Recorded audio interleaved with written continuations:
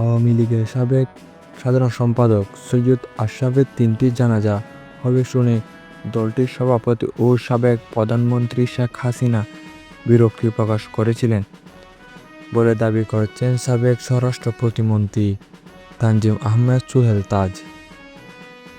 শুক্রবার বিকালে ফেসবুকে দেওয়া এক পোস্টে তিনি এই দাবি করেন।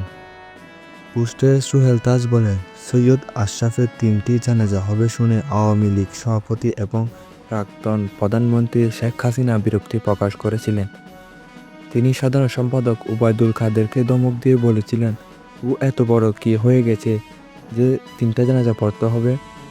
প্রতি উত্তরে কাচুমাচু করে ওবায়দুল কাদের আমতা আমতা করে জবাব দিয়ে বললেন, নেতাকর্মীরা ওনাকে অনেক পছন্দ করে, আর তাদের দাবি না মানলে সামলানো সম্ভব হবে না। এই সময় পোস্টে তিনি আরও লিখেন, সিরিজ চলবে, এখন আমার পালা বলে ইঙ্গিত দেন।